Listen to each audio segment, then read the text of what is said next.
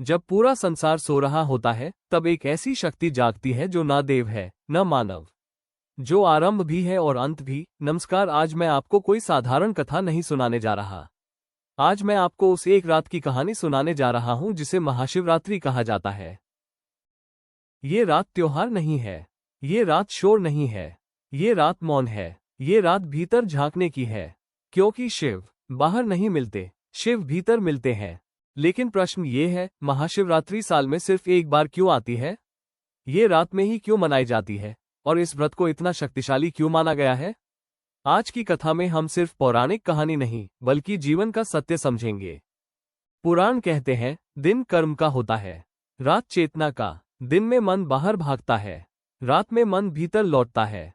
और शिव हमेशा भीतर होते हैं, इसलिए शिव की आराधना रात में होती है। महाशिवरात्रि का अर्थ है अज्ञान की सबसे गहरी रात और उसी रात ज्ञान का प्रकट होना। जब सब कुछ शांत हो जाता है तभी शिव प्रकट होते हैं। इसलिए ये पर्व नाच गाने का नहीं, जागने का पर्व है। अधिकतर लोग सोचते हैं शिव मतलब एक देवता, जटाएं, डमरू, त्रिशूल। लेकिन शास्त्र कहते हैं शिव कोई व्यक्ति नहीं, शिव एक अवस्था है। जहां अहंकार समाप्त हो, भय समाप्त हो, इच्छा समाप्त हो, वहां शिव होते हैं। शिव न राजा है, न भोगी है, न सन्यासी है।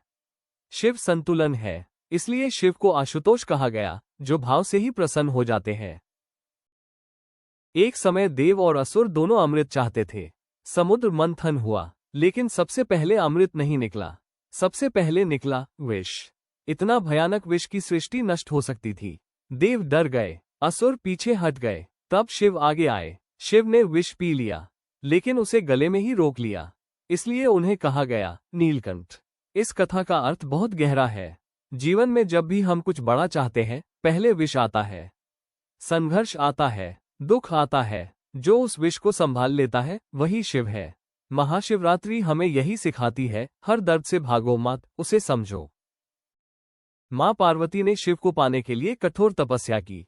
वो राजकुमारी थी, लेकिन उन्होंने सुविधा नहीं चुनी, स्वयं चुना। शिव ने परीक्षा ली, लेकिन अंत में शिव ने स्वीकार किया। यह विवाह हमें सिखाता है प्रेम में धैर्य, जीवन में संतुलन, शक्ति और चेतना का मिलन। महाशिवरात्रि इसी मिलन की रात है। लोग पूछते हैं व्रत क्यों? व्रत का मतलब भूखा रहना नहीं, व्रत का मतलब है इच्छाओं पर व्रत। रात्रि जागरण का अर्थ नींद से नहीं, अज्ञान से जागना। अगर कोई पूरी रात जाग न सके तो भी चिंता नहीं।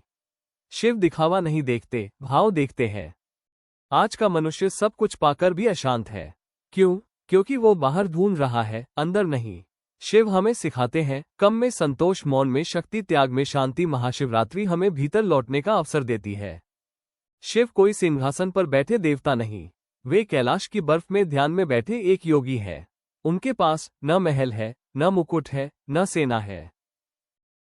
अगर आप कुछ भी न कर पाओ, न व्रत न पूजा, तो बस आंख बंद करके एक नाम ले लेना, शिव।